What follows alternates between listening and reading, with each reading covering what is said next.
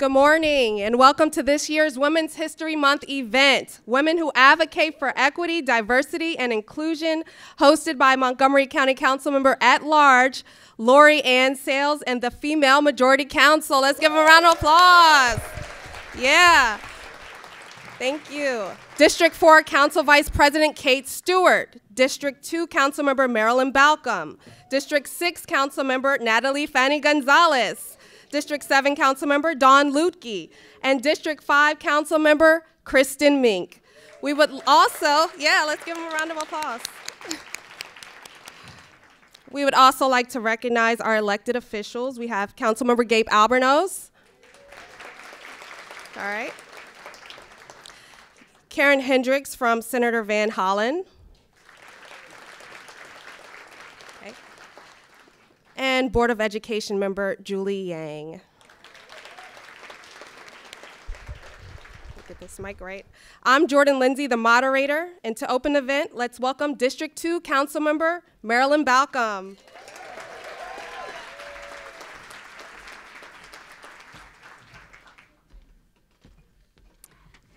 You know I have to readjust if I can. I don't know if I can.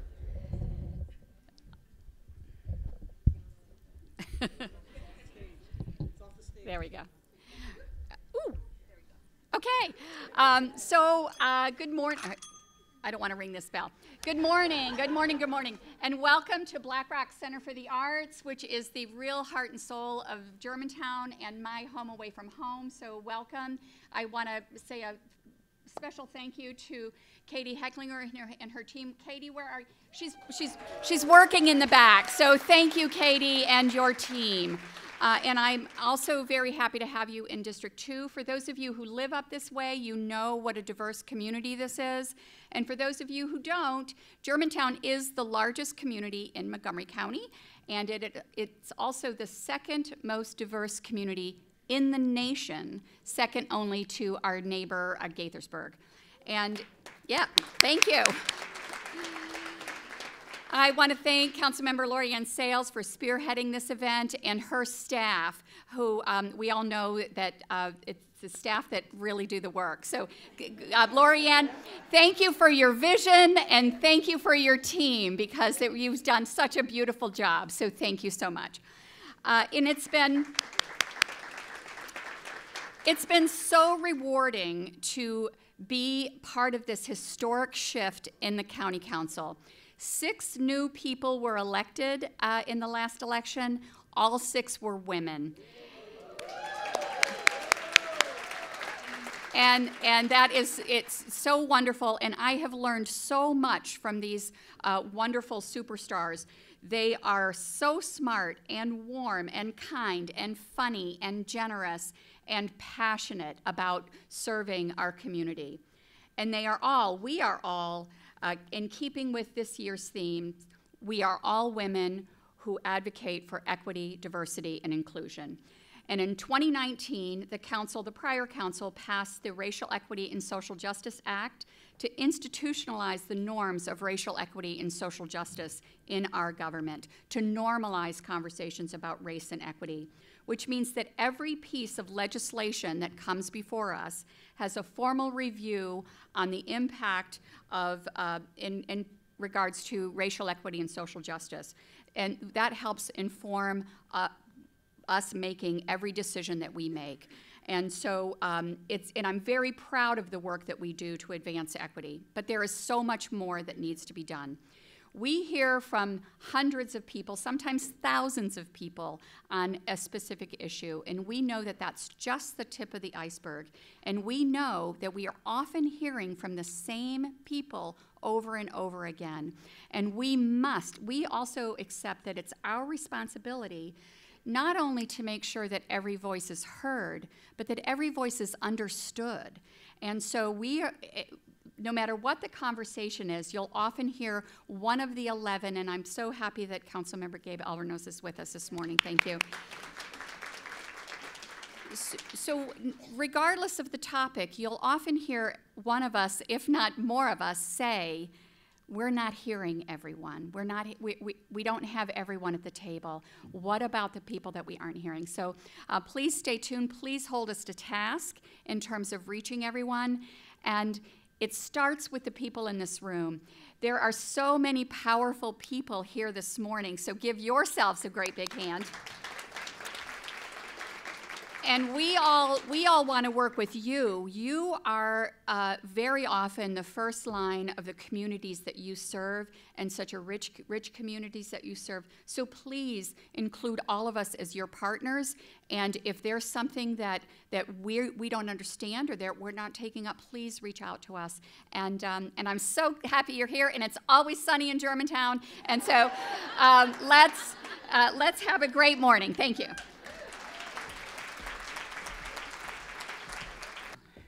Good morning, everyone. Have to be careful on these stairs. Thank you so much for coming out to Black Rock. Thank you so much to my colleague, Councilwoman Balcombe, for welcoming us to the Up County. And thank you to all of you for taking time out of your busy morning to spend International Women's Day with us.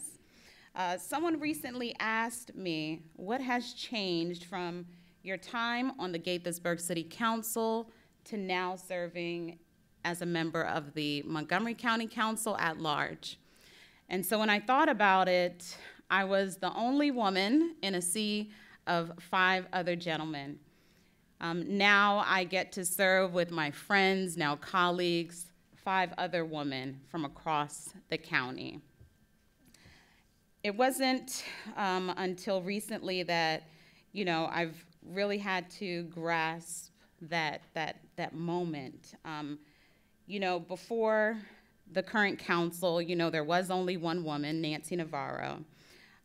She did a lot to ensure that women in our county had a voice and that we had allies, and she was really helpful in mentoring the woman who came before her, who came after her. It was during the 2019 annual Women's Legislative Briefing that my friend and champion for women's rights, the late Linda Mahoney from the National Organization for Women, was familiar with my strategic planning and insight and asked me to organize the centennial for women's suffrage. And so as the only woman on the council, I know I needed reinforcement to pull this event off, and so who to call then my ally from down county, then mayor, and our new vice president, Kate Stewart. And so we started planning this event. We thought it was going to be an in-person event, 2-hour event, and then the pandemic hit. And so we had to, as we women do, we pivot and we ensure that the show must go on. And the show did go on. And we have women like the president of the National Organization for Women, Montgomery County chapter of NOW, helped us pull off a week-long event that ensured that our municipal leaders, our county council members, our elected officials, our young people were engaged in the importance of that moment.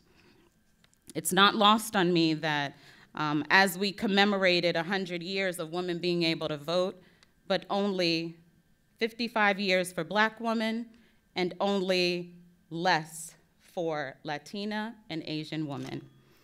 The following year in 2021, we again thought that we would celebrate the conclusion of the centennial, and again, our efforts were thwarted.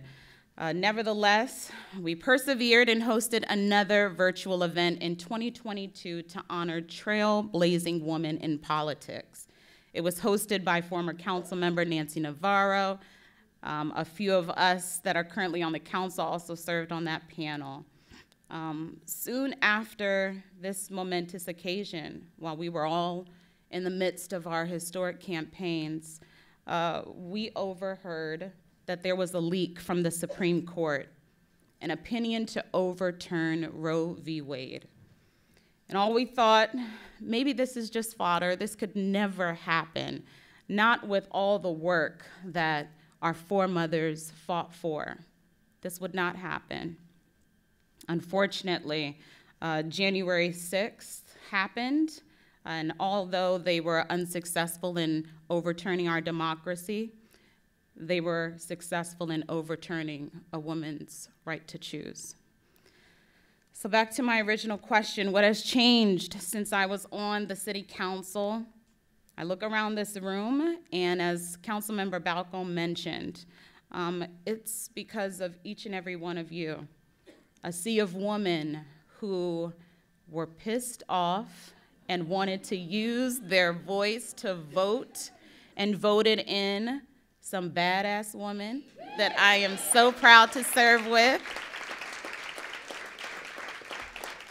We mounted our campaigns and we made history by doing what the moment demanded, taking up space in places that did not traditionally embrace us. So here we are, our second annual Women's History Month event, and I'm so glad it falls on International Women's Day. What better theme than women who advocate for equity, diversity, and inclusion?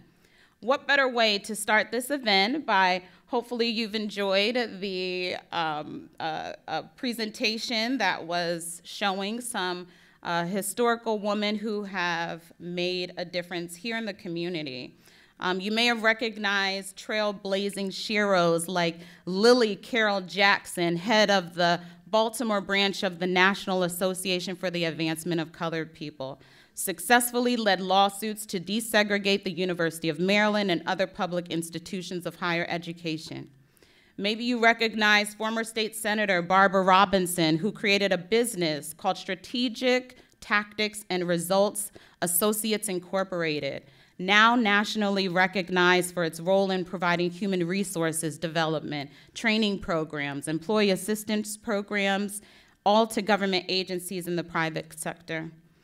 Or maybe you recognize Vivian Simpson, who became the first woman admitted to the Montgomery County Bar Association when she opened her solo practice in Rockville in 1928.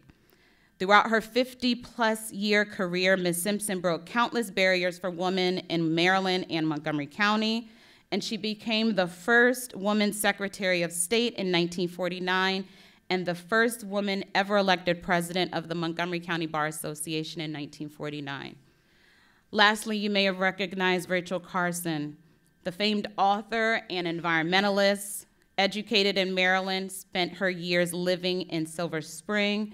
Ms. Carson's most well-known work, Silent Spring, sparked a national debate over using deadly pesticides on our food crops and lawns. All these women made history in Maryland, blazing the path for women like us to succeed and exemplify this year's theme, women who advocate for equity, diversity, and inclusion.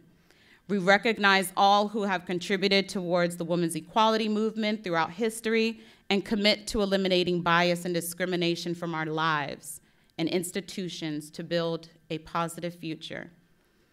Unfortunately, women's rights are under attack in state legislatures throughout the country. Alabama lawmakers are currently racing to restart in vitro fertilization services in the state. It passed.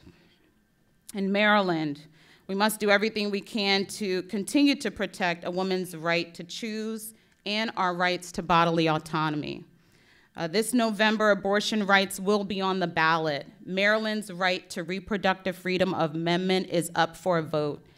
If passed, would add a new section to the Constitution that guarantees a right to reproductive freedom, defined to include the ability to make and effectuate decisions to prevent, continue, or end one's pregnancy. We must follow the lead of France, which became the first country in the world to enshrine abortion rights in its constitution explicitly, an effort galvanized by the rollback of protections here in the United States. Today, they're holding a sealing ceremony to celebrate the significance of the occasion, sending a message to all women: your body belongs to you, and no one needs to decide for you, as Prime Minister Gabrielle Otto said. I'm truly inspired by everyone who has joined us here today. I look forward to continuing to lead the fight of creating inclusive spaces for all women and trailblazers. And speaking of trailblazers, I am so excited about a great program today. with some trailblazing speakers. Before we hear from our keynote speaker, the first ever female comptroller from Maryland, Brooke Learman, I wanted to call up a young woman, Miss Johnson. Is Miss Johnson? Where is she at? All right.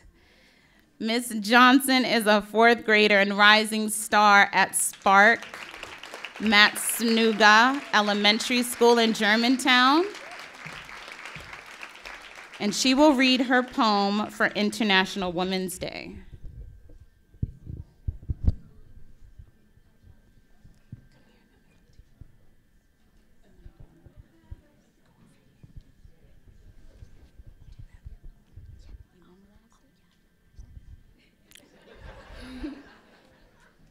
Hello, everybody. My name is Morgan Alexis Johnson.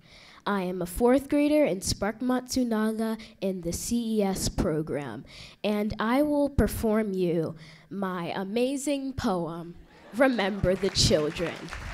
Enjoy.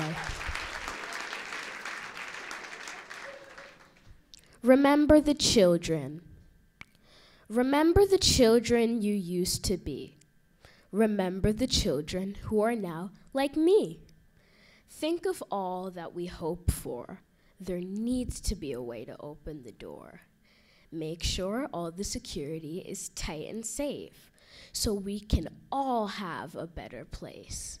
More resources is the key, especially for artsy kids like me.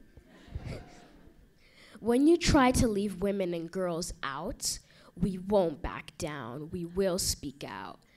Because when you try to bring us down and try to make us frown, we will use our kindness to turn the world around. You women are making this world change to make this world a better place. You made dreams seem real, even when we couldn't feel them. So, remember the children you used to be, and now how you can help them succeed. Thank you.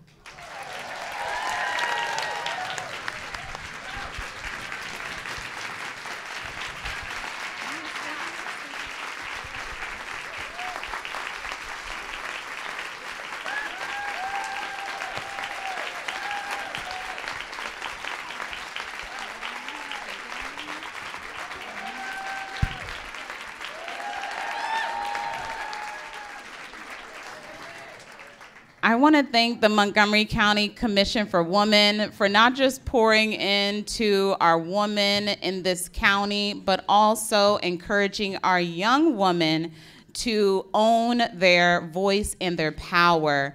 I want to present this citation to Morgan Alexis Johnson in recognition of being selected as the honorable mention winner of the elementary school category of the 6th annual Girl Power 2023 contest, signed on International Women's Day.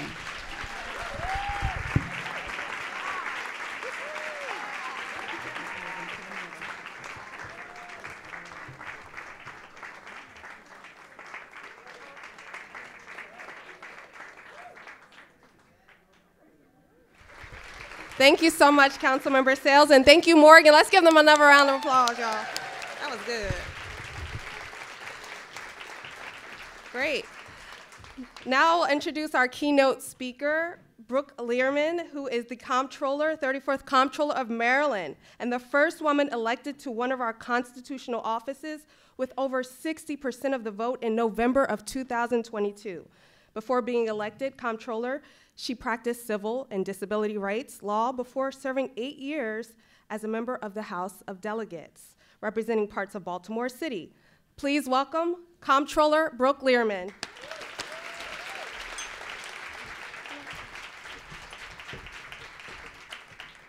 Well, good morning. That's a tough act to follow. I mean, you know, it's hard to follow our governor, but it's also hard to follow that poem. So my keynote isn't going to rhyme. And I should have worn sequins. I blew it. I love it. But good morning, everybody. It's wonderful to be here with all of you. Thank you so much, Councilmember Sayles, for your work, your dedication, and real leadership in bringing this together. It's a really phenomenal group of women. I am so fired up to start my Friday this way, so thank you. As she said, I am Brooke Learman, as you see on this big screen here. I'm very large. I am Brooke Learman. I am so honored to be here with all of you. The most important part of my bio that got left out, though, is that I am a Walt Whitman High School graduate. So I know I got some fellow Vikings in the audience. Sorry to all you Churchill grads. But it is really wonderful to be here. When I go around and introduce myself, I do say I'm Brooke Learman, and I'm the 34th Comptroller of the state of Maryland and the first woman to ever be elected to this position. Thank you. But I say that because I think that it's really important to remind ourselves that there are still glass ceilings to break, but also that when we work together, we can break them. And sometimes it feels like it's hard to make steps forward or to move forward, but the people of Montgomery County, you all know a lot about breaking glass ceilings as well because of your amazing historic election. I like to think I just got in on the coattails of your women council members who got elected, and it's wonderful to see to Marilyn and Kate and Kristen, Natalie. I didn't see Natalie yet. Maybe she's here. Oh, she's back. And Dawn. So congratulations to all of you and for your leadership. It's great to be here with you. In addition to Laurie-Anne.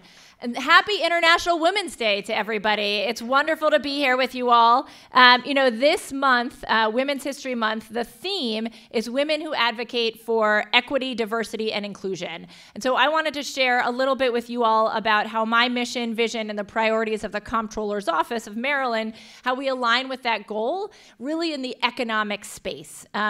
Because the role of the State Comptroller of Maryland, and I have to tell you, this is a unique role in all of American state government. I have now met many comptrollers, treasurers, revenue administrators around the country, and they're all separate, and we combine them in Maryland, because instead of having an elected treasurer like most states, we have an appointed treasurer, and instead we elect our comptroller.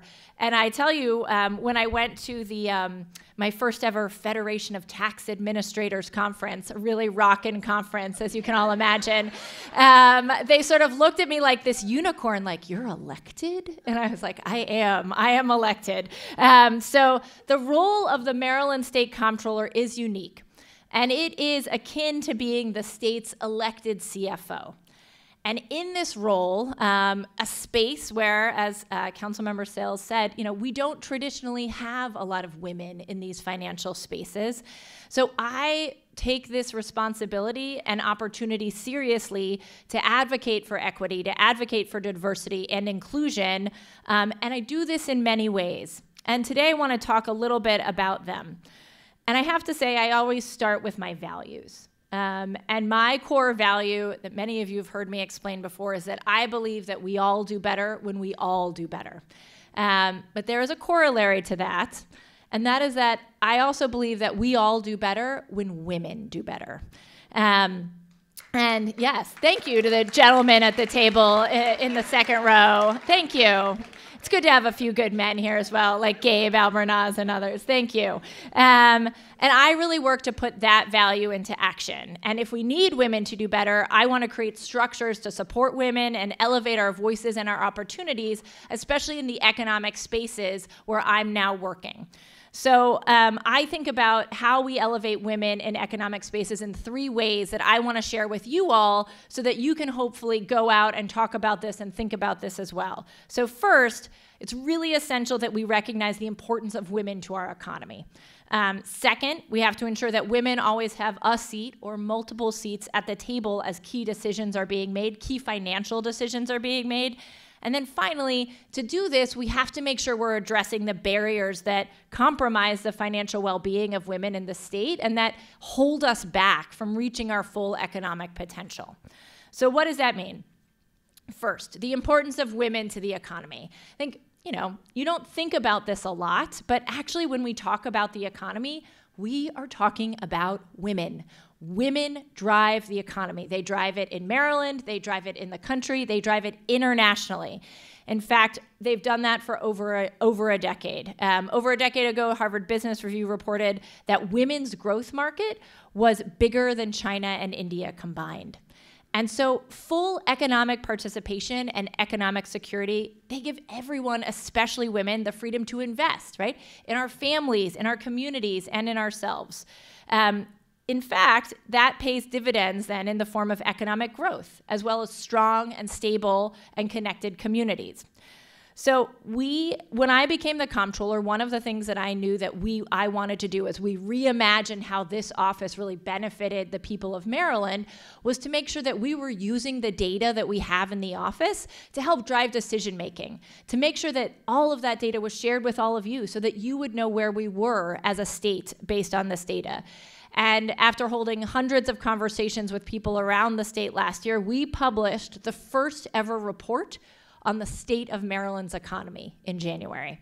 And you can find that report on our website, a little 130-page light reading. But it's a really interesting document that talks about where we are as an economy and how women matter to the economy. So I want to mention just a few key findings. First, at a high level, our economy is strong. We have the lowest unemployment rate in the nation and one of the highest median household incomes in the nation. We also are home to various emerging industries and incomparable assets, but we have challenges. So one of our challenges is that our private sector growth, it hasn't been growing. Since 2017, we've been stagnating. And a big piece of that is our labor growth. Our labor force participation has stagnated. Here's the place where the report is, I think, particularly relevant to this conversation. Maryland has experienced more women leaving the workforce compared with women leaving the workforce nationally. Not just a little bit, but double. What that means is that Maryland women ages 16 to 34 saw a 2% decline in labor participation. But nationally, we saw less than a 1% decline in women participation. So women in the workforce, we face steeper job losses and slower job recovery than men during the pandemic. In fact, women's participation in the workforce peaked in February of 2020. But women have also not come back to the workforce.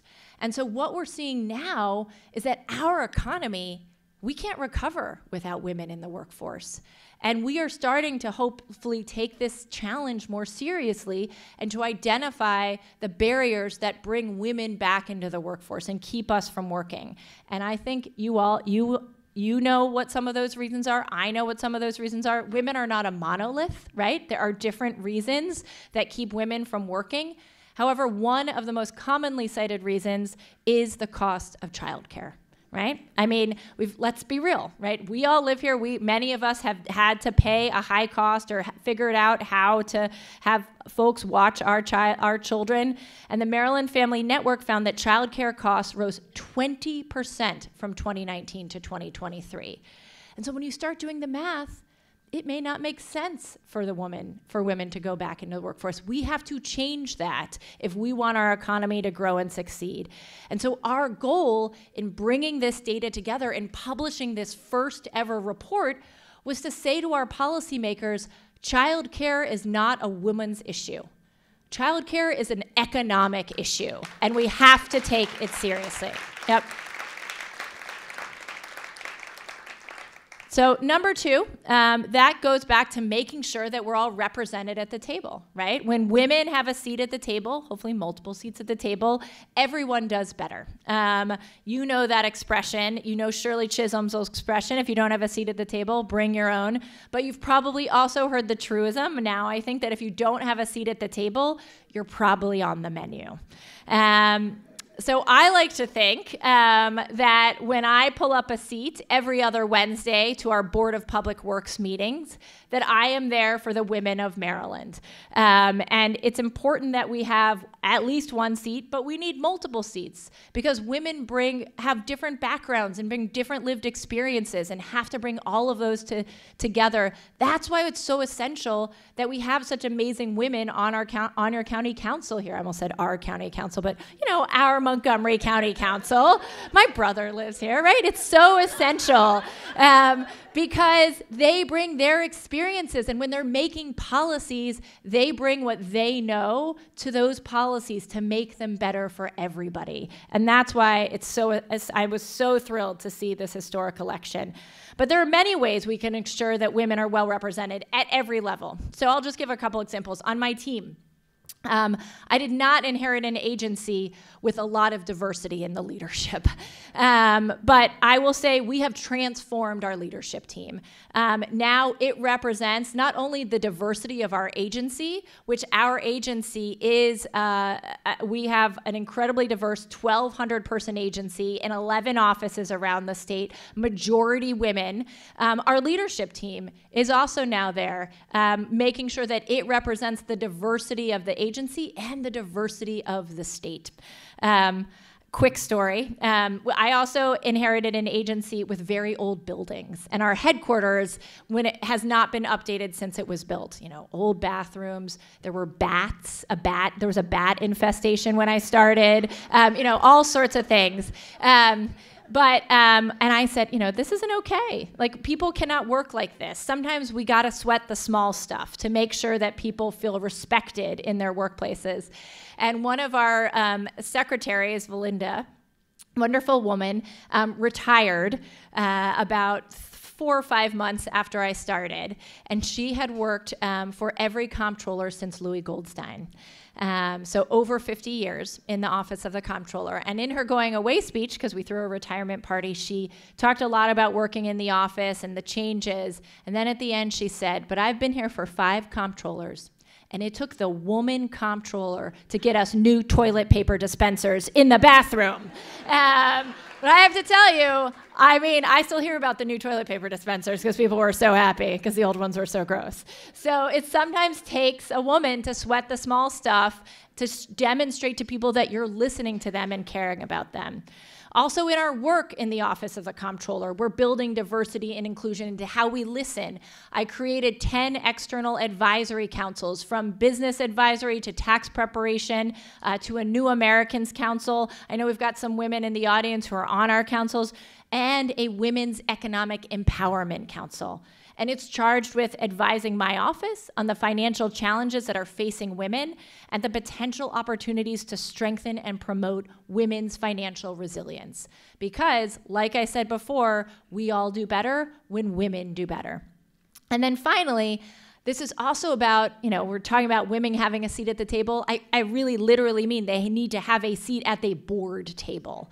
And not just the Board of Public Works, but also boards around the nation and around the state.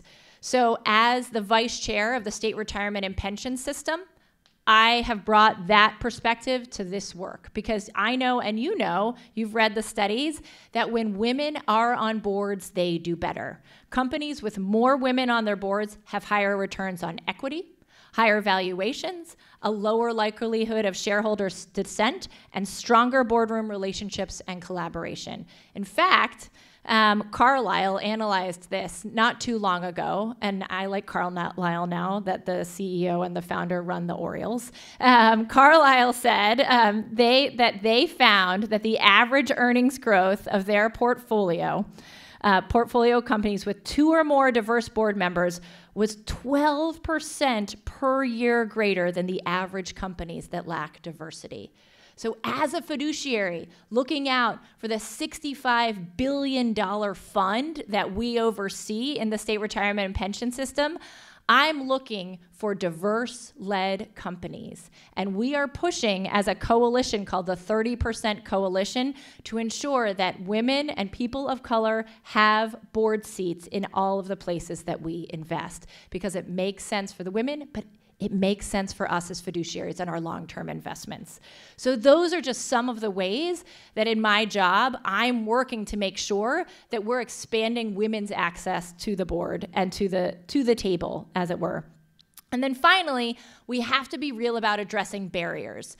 And I think private industry has to do this, but also government at every level has to pinpoint what the barriers are to women's economic success and make sure that we're addressing them.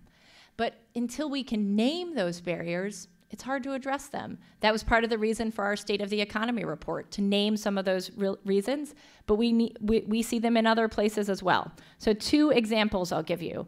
One, 5.5 million businesses were formed in 2021 in the country, 1 million more than in 2020 and 54% more than in 2019. But half of all the businesses starting during the pandemic were founded by women.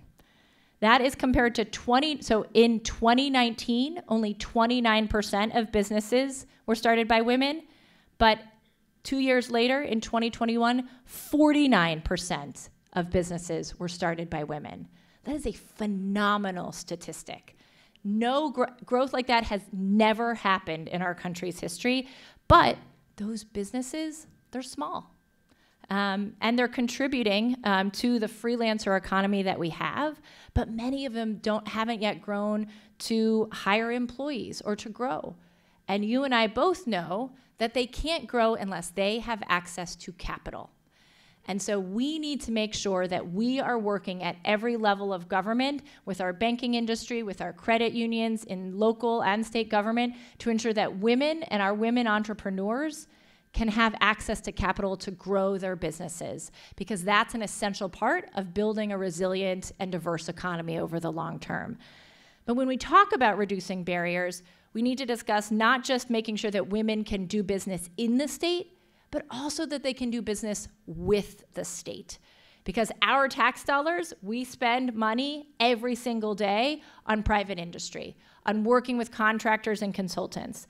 So as a member of the Maryland Board of Public Works, this is three members, the governor, Treasurer Derek Davis, and I, we sit on the Board of Public Works, and we are responsible for approving billions of dollars in annual state spending, approximately $400 million a month. We oversee the issuance of bonds, and we acquire and transfer state property.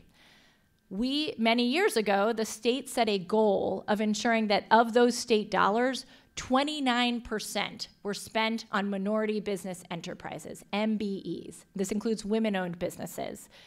But we have never, not once, not a single year, met the goal of 29%. We are still quite a ways to go. In fact, in the last administration, for the past 3 years, every year they went down. So the governor, the treasurer, and I care very deeply about making sure that we build our MBE program and that we meet that 29%. But let me tell you why for just a second. It's important to meet that MBE goal, because when we set goals, we should meet them, but not just because we want to check off a box. Meeting that MBE goal is great and important for MBEs in our state, but it is also important for the state as a whole. Because without making sure, if we don't make sure that MBEs across the state are growing and are doing business with the state, we are limiting ourselves in the competition. We're not getting a better deal for the state, and we're not building a stronger and more resilient and inclusive economy for the long term. So that's why it's essential, not just to the MBEs themselves, but to all of us, that we grow these businesses over the long term. Because when we sign a contract, we can't think about this just in terms of the next 4 years. We have to think about it for the next 4 decades and where we want to be between now and then. MBE programs are an essential, powerful wealth-building tool to advance gender and racial equality and equity, and we have to keep digging in.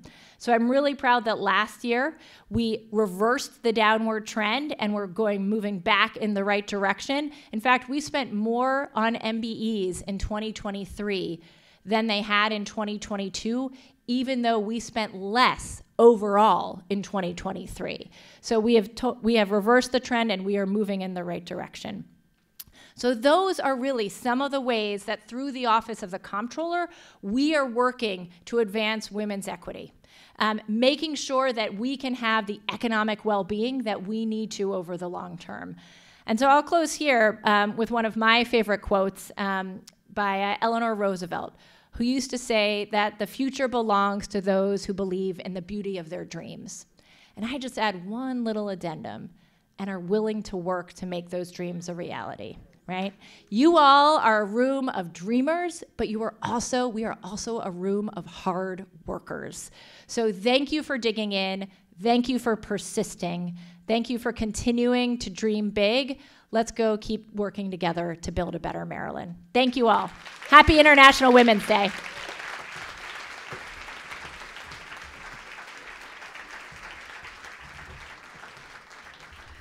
Thank you, Comptroller Brooke Learman. For our education segment, it is my honor to introduce the Council's lead for libraries, Councilmember Kristen Mink.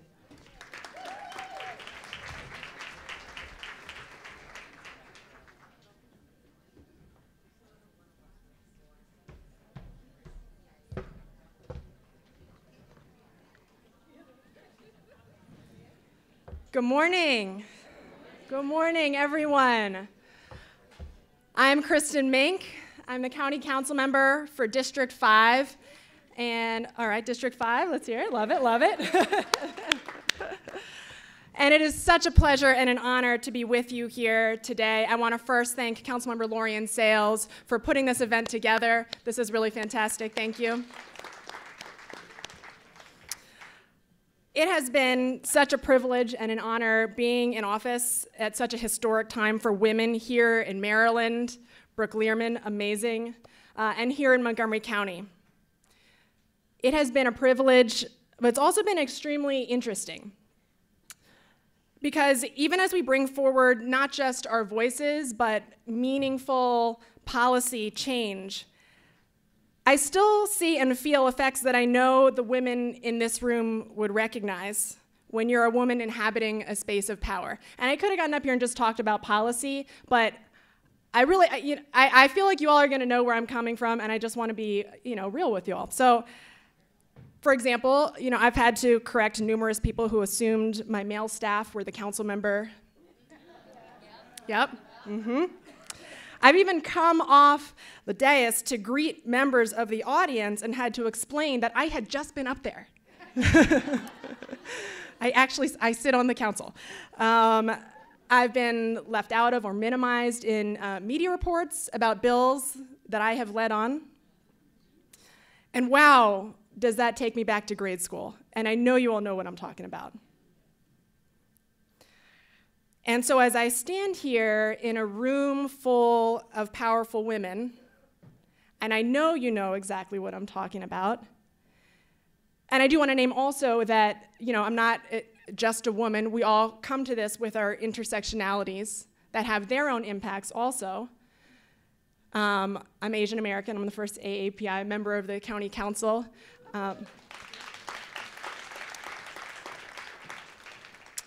And being a woman of color, sitting in a seat of power, comes with its own issues. And I have a proximity to whiteness that also benefits me in some ways, and I want to name that also.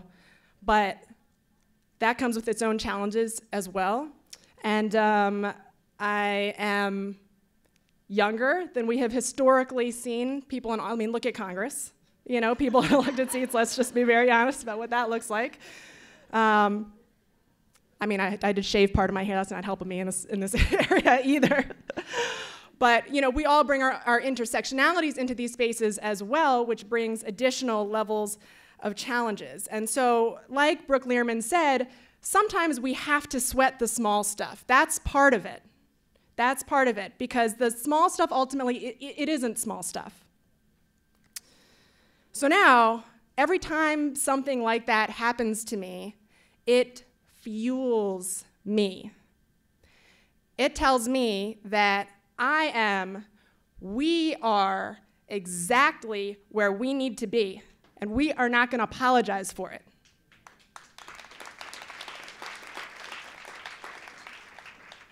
We are not just changing policy, we are changing the paradigm. We are not going to apologize for having great ideas or amazing poems. We are going to trumpet them. And we're going to win seats. We're going to start businesses. We're going to lead nonprofits. We're going to call our ideas. And we're going to put them into action.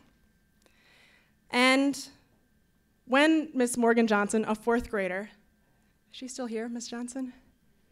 She's outside. I'm talking about you, Morgan. You're amazing.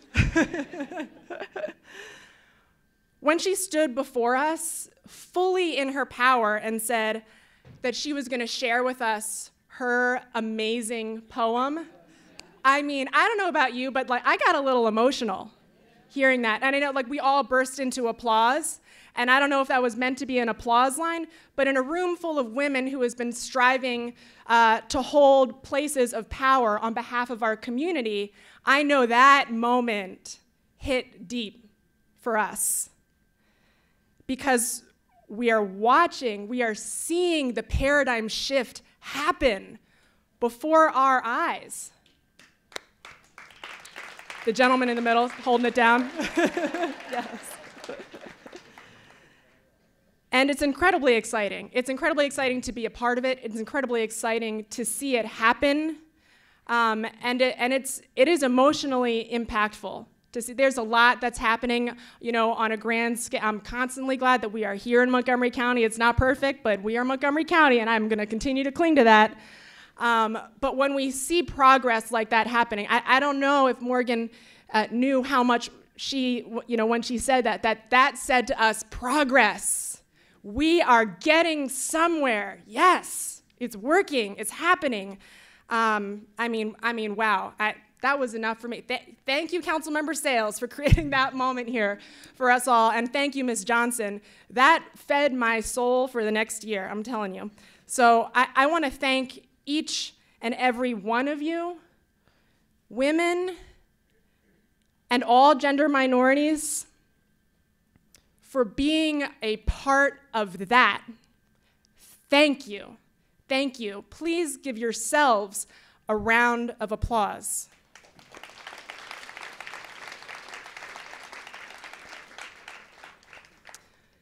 And now I have the pleasure of introducing one of you, a woman who has been part of driving these shifts in both paradigm and policy.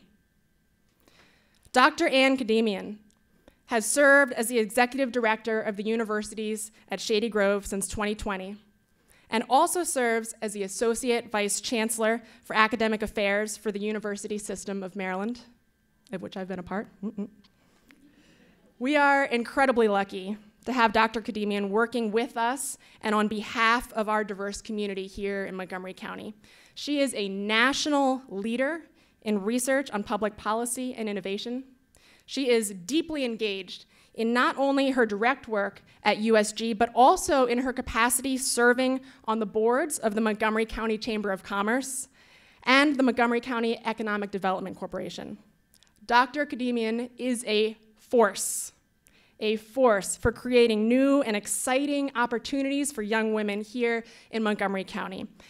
And not sure if everyone knows this, but she was also a track and cross-country star in college and is in the Michigan State University Hall of Fame. We can give that. That seems hard to do. So now that I'm feeling extremely humbled by that resume, please join me in welcoming Dr. Ann Kademian.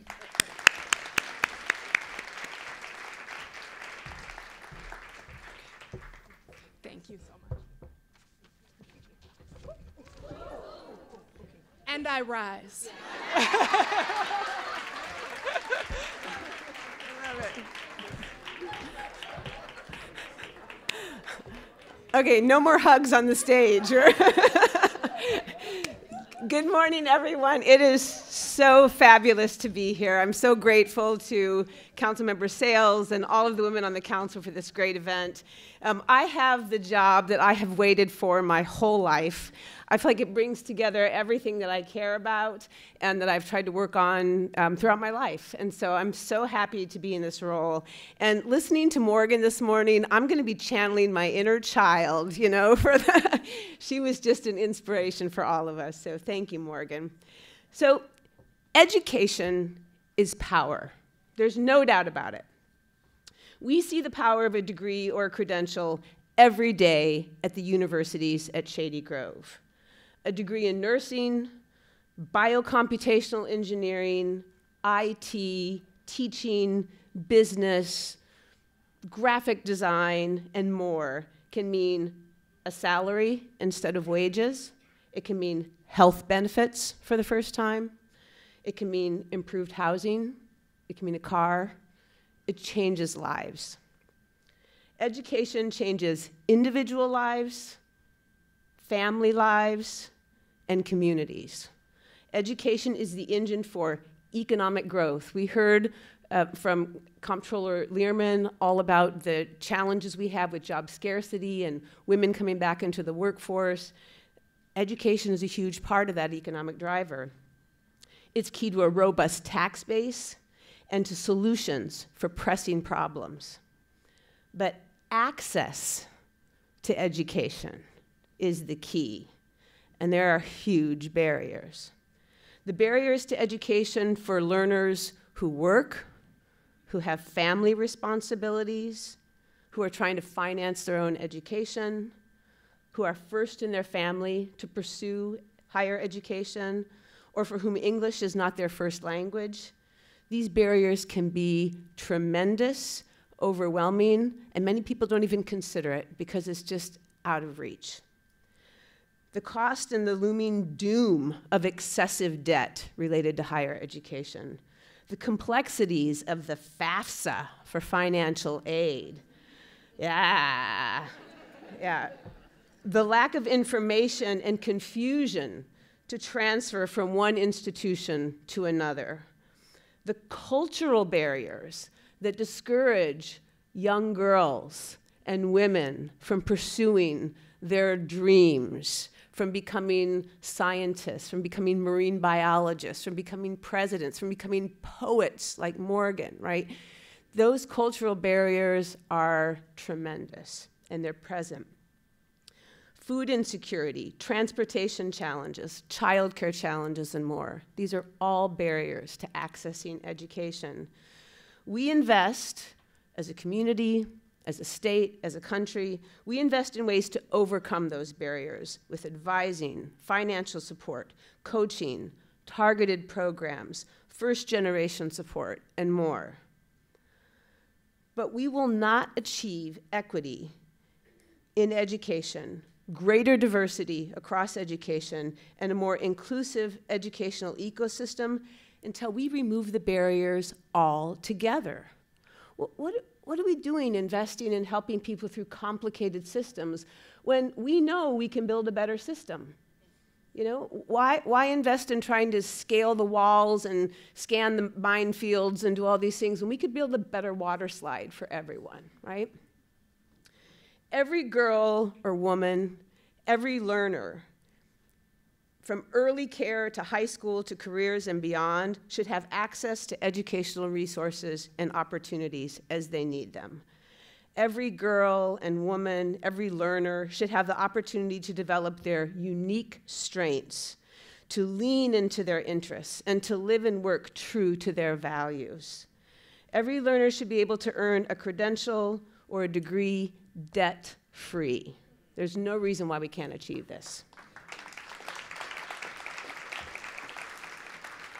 And every learner should have an opportunity for meaningful employment, better employment, and individual growth after each credential is earned, after each educational experience.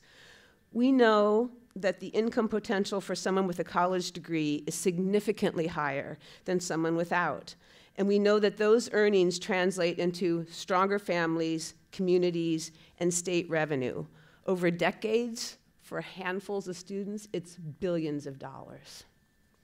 So let's be the women in this county that lean into this effort.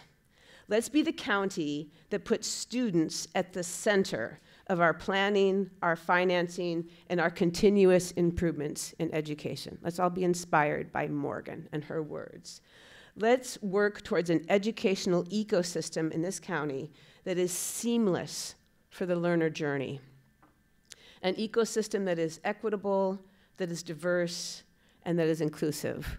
I know we have the brain power and the tenacity in this room and in this county to do this, and I challenge us all to think like a county and think collectively about the educational journey and what we can do to make it seamless and accessible so that we can have more leaders, more problem solvers, and a better community all around. So thank you all so much.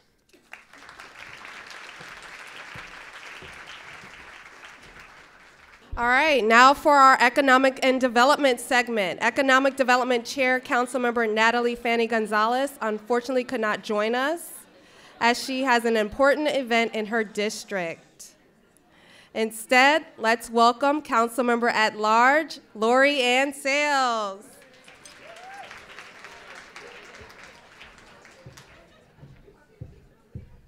So our Chair of Economic Development, Councilmember Natalie Fanny Gonzalez, could not be here this morning. So as a member of the only 4-person committee and the newest committee on the council, I'm honored to introduce our next speaker. I just wanted to talk about this past month. During Black History Month, I was honored to speak at multiple events to support small and minority-owned businesses by spreading the word about the upcoming disparity study being spearheaded by our county's Office of Procurement, encouraging business owners to submit feedback on how the county conducts business. 45% of Montgomery County businesses are minority-owned, and over 50,000 residents are employed by minority-owned businesses, underscoring the contributions of these businesses to a strong economy. Last year, I passed Expedited Bill 37-23, which extended the sunset date on the county's minority-owned business purchasing program. We will continue to support businesses that move our county for inclusivity and economic growth.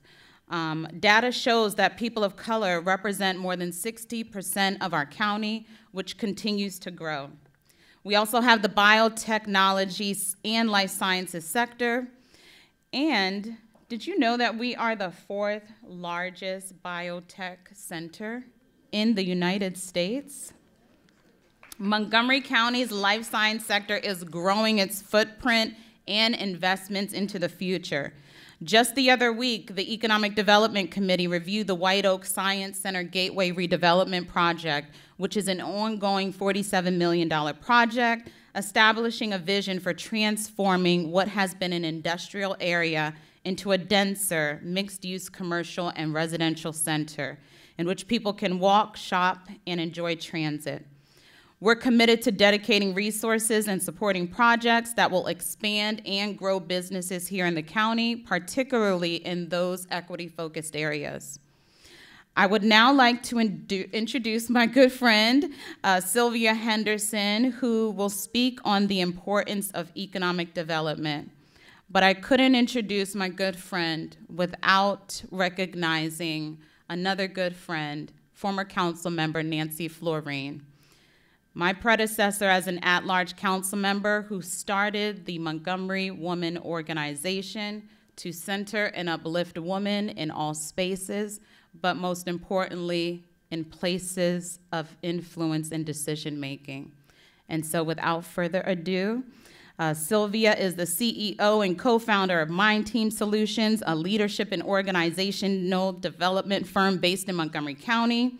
She facilitates international groups of CEOs, is the author of multiple books, and consults with businesses and nonprofits on its strategy, culture, and leadership competencies.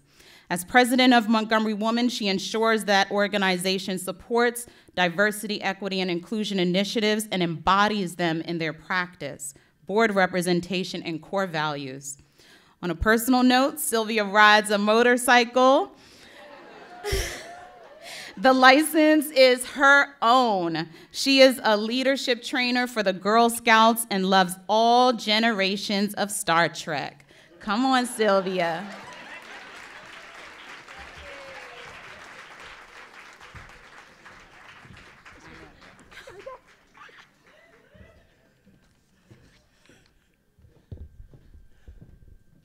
Okay, Marilyn, I'm kind of with you.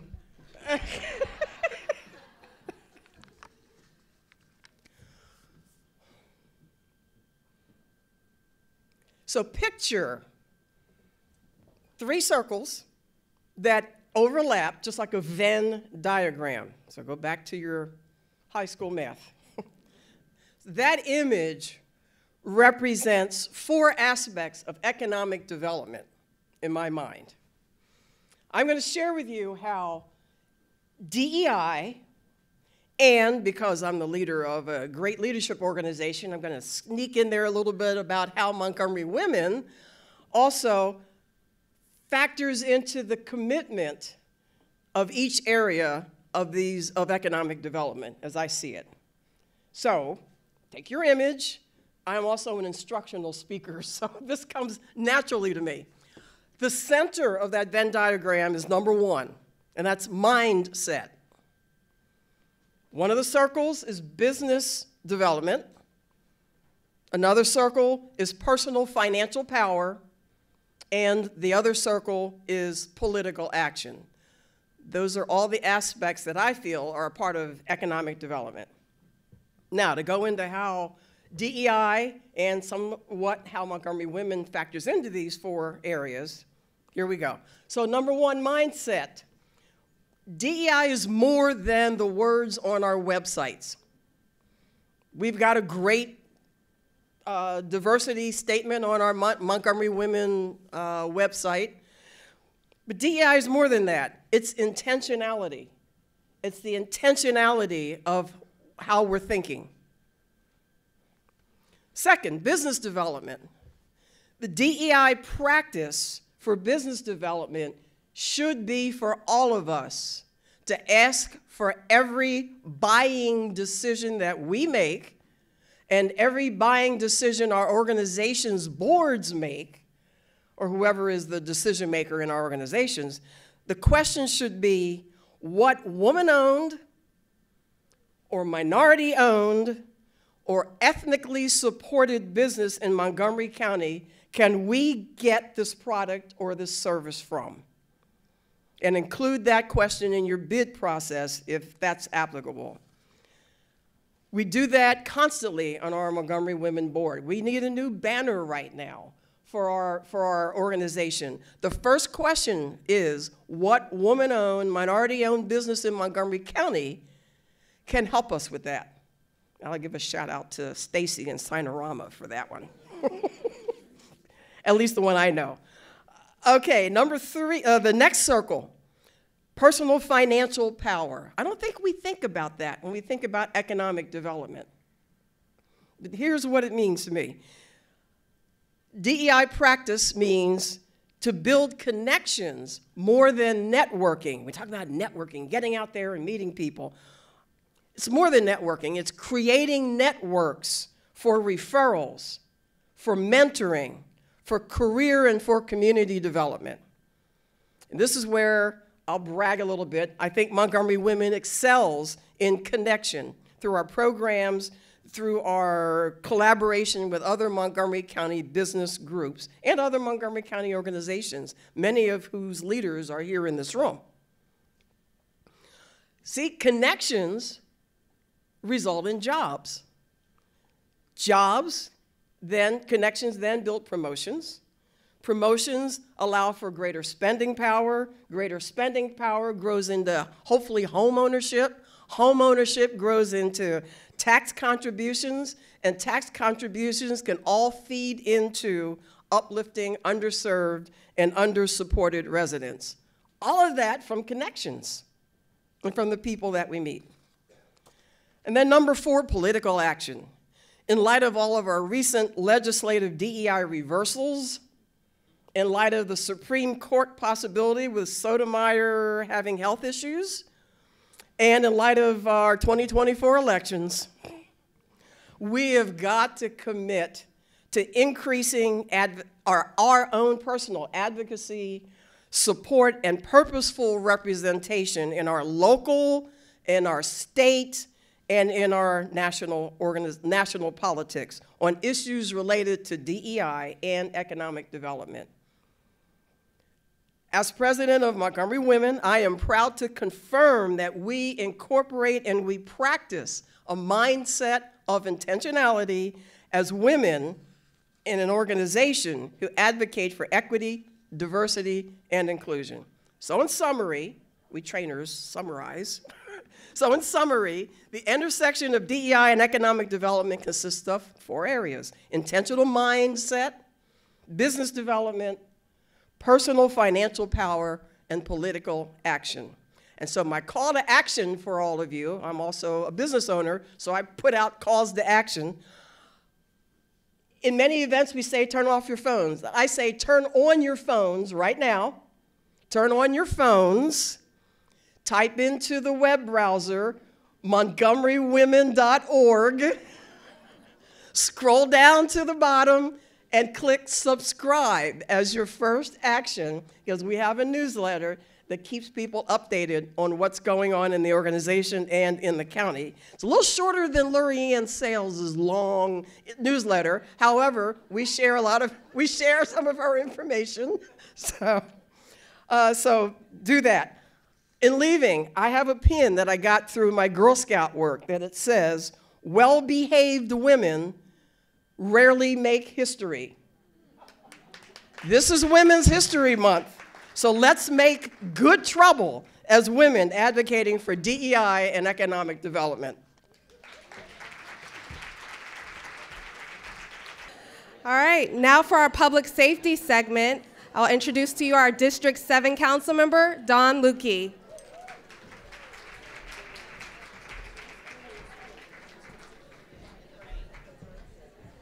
I made sure I walked sideways up the steps because, as I said to Kristen after hers, I said, "Ooh, you took a page out of my playbook," because most folks who know me, I'm a little bit accident prone, or I have been a little bit, encumbered by a boot and other assorted things over the past few years, but I am proud to be upright and without bandages today. So.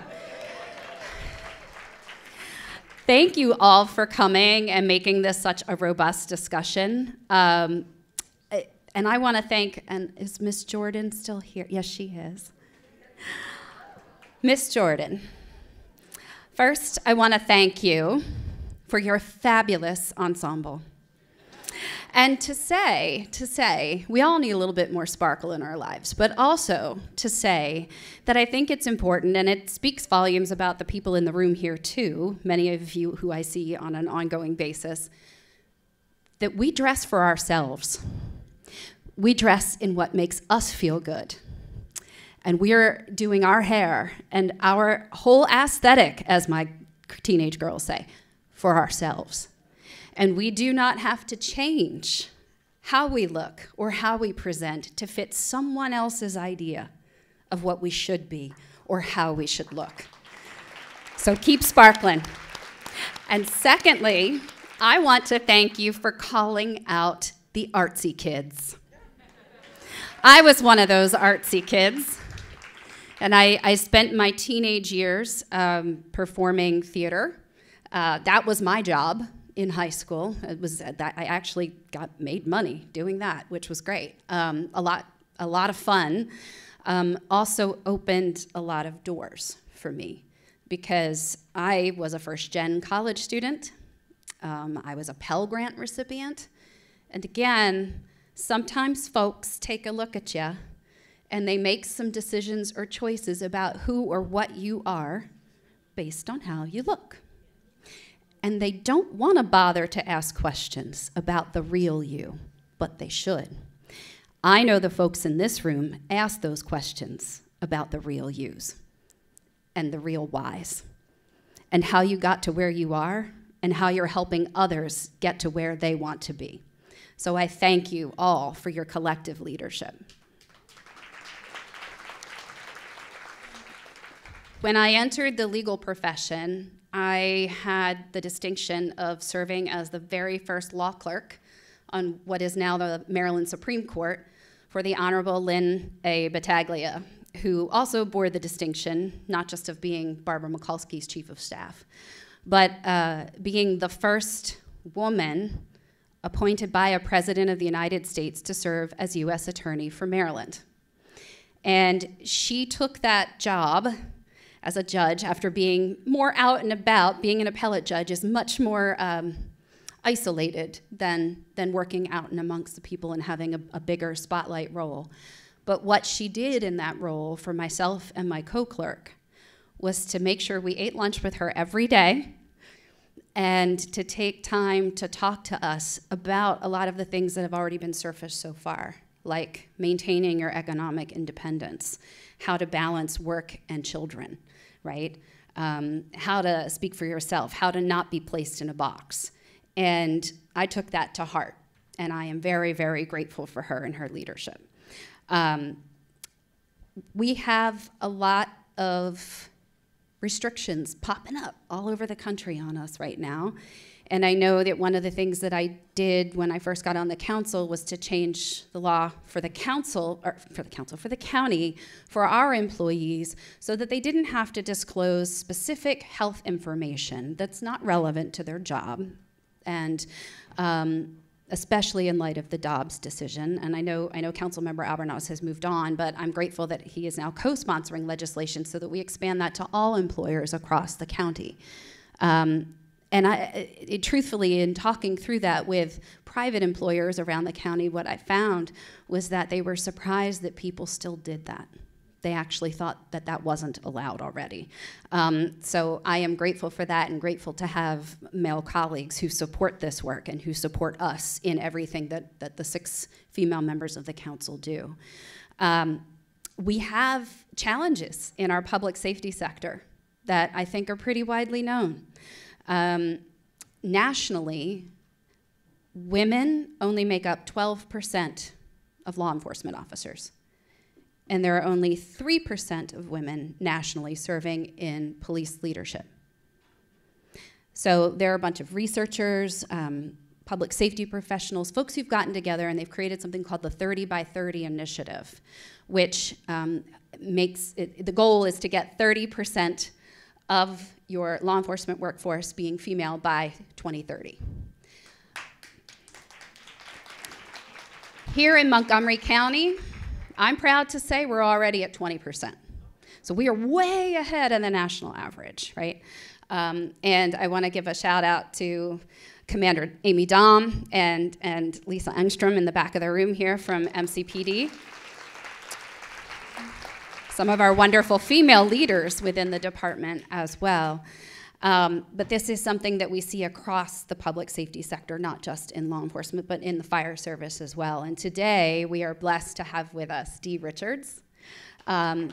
Dee has given decades of service to Montgomery County Fire and Rescue Service. And she first started as a volunteer back in 1988.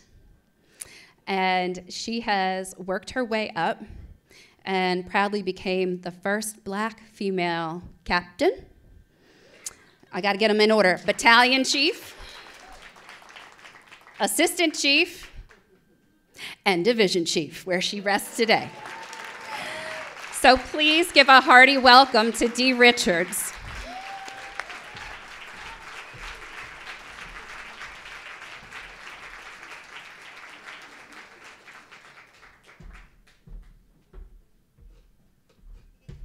Is it still morning? Can I say good morning?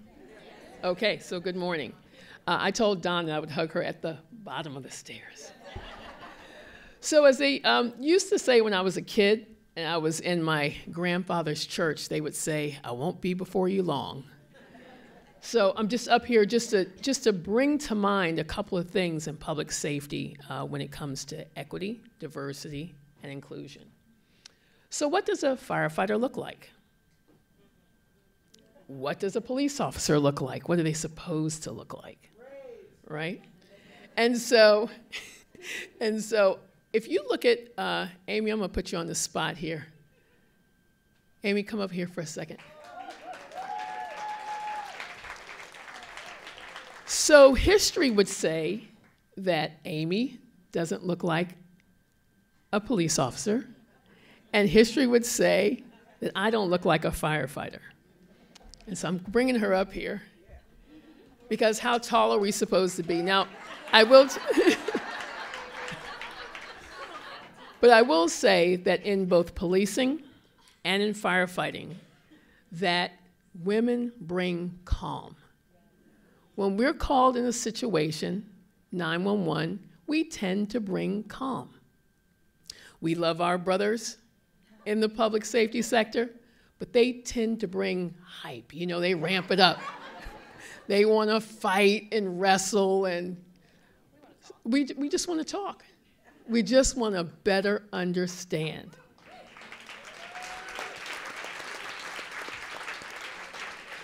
And so I ask each of you, if you have some person in your life that looks like us, would you invite them to be a firefighter? Would you encourage them to be a firefighter? Would you invite them to be a police officer or a correctional officer or work in the sheriff's department? And if not, I ask you, why not? And maybe it's because you're thinking in your mind that there's a certain thing, a certain place that they should be, something they should look like, because we still have these stereotypes in our head that says, you're too little, you're too small. You know, what happens is, I get the question all the time, if my house is on fire, can you drag me out? So, you know, yeah, I can. I've passed all the tests.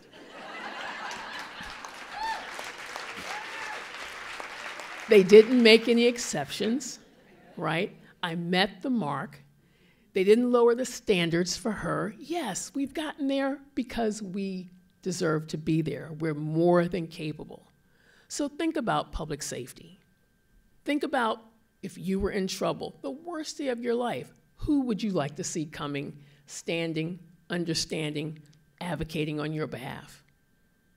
And so that's really all I have to leave you with. Public safety, women, we bring power, we bring strength. We bring a lot of different tools to the table that aren't used in the traditional setting. And we all know that those traditional means of public safety have not worked. And so consider that. When you, next time in your mind, when you think about the police, sheriff, firefighter, corrections, think of us. Look at us. And so, thank you. I don't know where Laurie-Anne is, but I want to say to her, thank you. Thank you for all the amazing council members who have helped put this together and have made it possible so we have an avenue, so there's a pathway when there are concerns in public safety for women in particular, that we have an avenue. We have advocates, and that always makes a difference. So thank you all. I appreciate you all. Think about your public safety team and inviting somebody to join us. Thank you.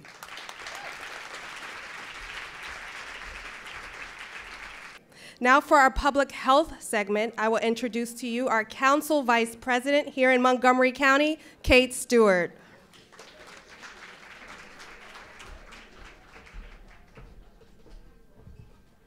All right. Not yet afternoon, so good morning, everyone. Thank you, everyone, for being here, and I do want to thank my colleague, Councilmember Laurie-Anne Sayles.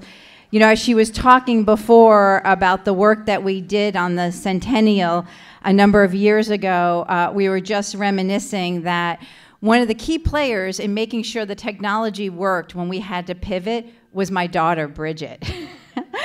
Because Laurie-Anne and I kind of panicked and we're like, oh no, if we're gonna do like all these different things on Zoom and everything else, we need some help. And my young daughter stepped up and helped us. And I think that's a real theme about when we're thinking about our diversity, equity, and inclusion. And the wonderful poem by Morgan is remembering the children we were and remembering the children who are with us now, and including them in all these conversations. So I just want to thank her for that.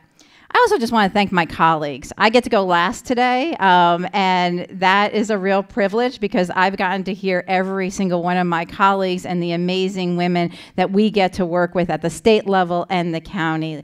And it is incredible. It is what makes this job literally the best job I've ever had, because I get to go to work with amazing colleagues who come from different experiences, have different opinions on policy and other things. But I think, as you know, you've heard today, we work together, we listen to each other, we keep our cool, as was just said before, and I really appreciate each and every one of them. So thinking about public health, thinking about International Women's Day and diversity, equity, and inclusion. For me, this is the bringing together of a lot of work I've done throughout my life. I was a communication specialist, policy, especially in the area of reproductive and sexual health, and working internationally to think about how we ensure women's bodily autonomy, not just here in the United States, but internationally, so that they can be their best selves, live their lives, and also, as our comptroller, talked about, be the drivers of our economy. And so I'm so glad to be here today. And I just also want to say that part of all this and celebrating International Women's Day is also remembering, and I think Councilmember Mink talked about this, are, trans women in our communities and people who are really under attack right now all around our country. And making sure that as we celebrate International Women's Day and go through this month, that we do realize that people go through life with multiple identities. And for some people, for some women, that creates even more barriers, more disparities that they face in their lifetime. And it is our job, because we haven't always been real good at this in our history, but as women, to recognize that and to make sure that we are working for and that we are supporting all the women in our lives. And so the other thing about going last is you get to hear what everyone says and think about the different themes and other things. And I said this the other day at council, but listening to all the wonderful women who've spoken today, I really think of the persistence, the resilience everyone has, and the compassion that women bring to the work they do. I got this tattoo a number of years ago. It's a dogwood, and it says, "Be kind, be bold, resist." And that is something I really bring with me each and every day to this job, because the work that we all do going through our lives is not easy. But if we keep our cool, if we're kind, but we push the limits and we're bold, and remember to constantly resist that status quo, to push beyond, we will be successful together. So I thank you all for coming, and now it is with my great pleasure to introduce Dr. Keisha Davis, who is a family physician with expertise in the fields of health equity, community and public health, and value-based care. Dr. Davis serves as the County Health Officer for the Montgomery County Department of Health and Human Services of Montgomery County. She holds an MD degree from the University of Connecticut School of Medicine, a Master's of Public Health degree from Johns Hopkins University, and a BS in Biological Anthropology and Anatomy from Duke, which I think is just really cool. And she's a successful author and has the book out, The Making of Pearl. And I just want to say it has been a real honor to get to know Dr. Davis over this last year and to work with her. So, Dr. Davis.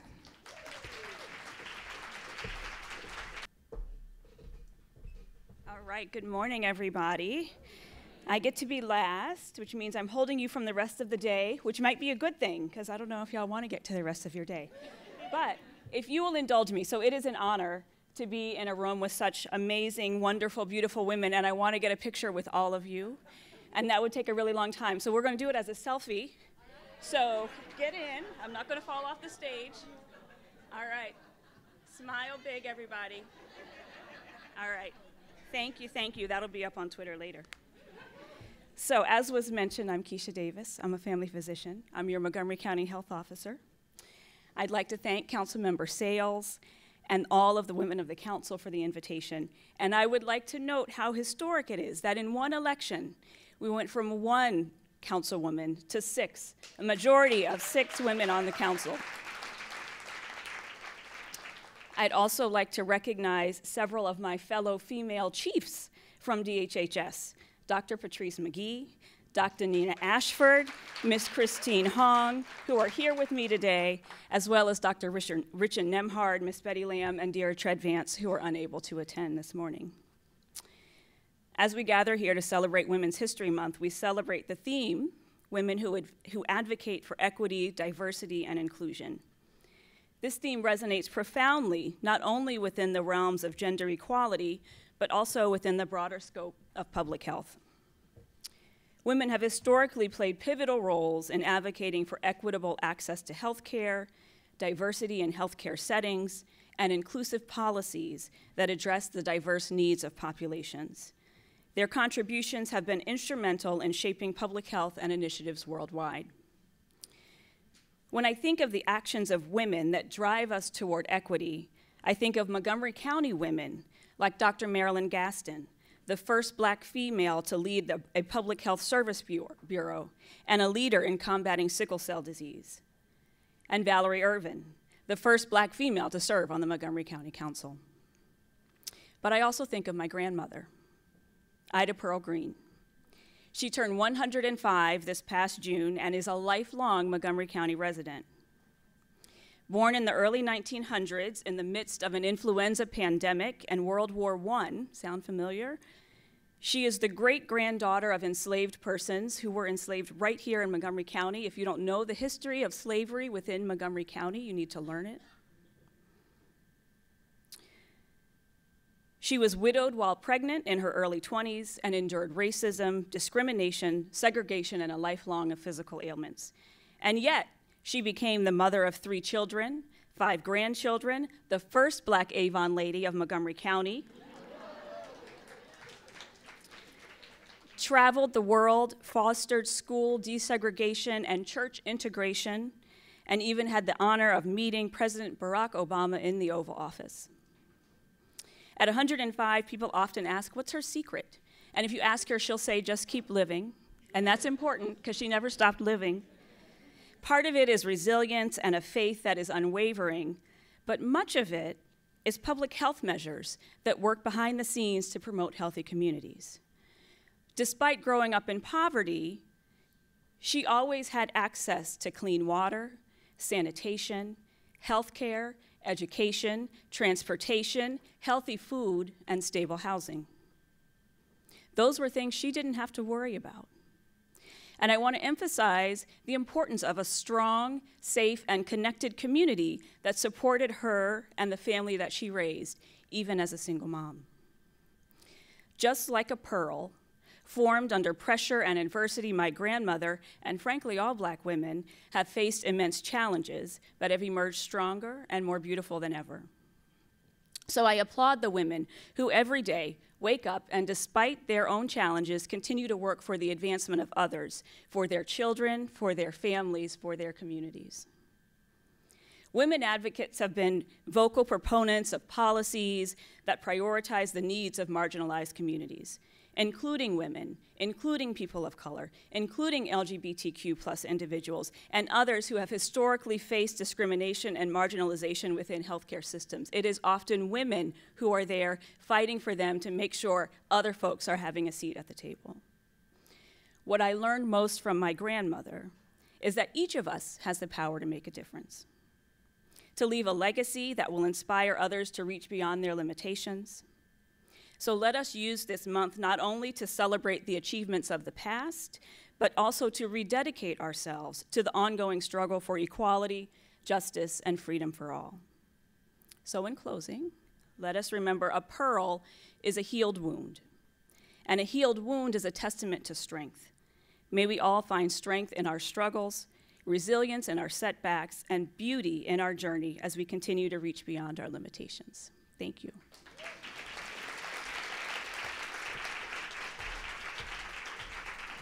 To all the women leaders in our county, those who I did not mention but are here in this room, from boards, committees, commissions, some of our biggest industries, thank you so much for being here and taking the time out of your day. I look forward to celebrating the rest of Women's History Month with each and every one of you. Continue to take up space, continue to use your voice, and continue to make a difference. Thank you so much to everyone here. And most importantly, without our staff, you know, the 6th Councilwoman, we are dynamic and we are empowering, we get things done, but we could not do what we do without our incredible staff. So if our staff, please wave your hands. They did the slideshow presentation, they did all of the decorations, and they made sure that everything was so well coordinated. So we thank you so much. And then lastly, before officially wrapping up the program, you see a QR code here. We really want you to give your honest feedback. It's a very brief survey. You could probably do it in the time it takes you to get to your car. We want feedback so that we can continue to make this event better and better every year, and it doesn't happen without the dynamic women here in this room. So thank you again. Happy Women's History Month and happy Women's International Day. Take care, everyone.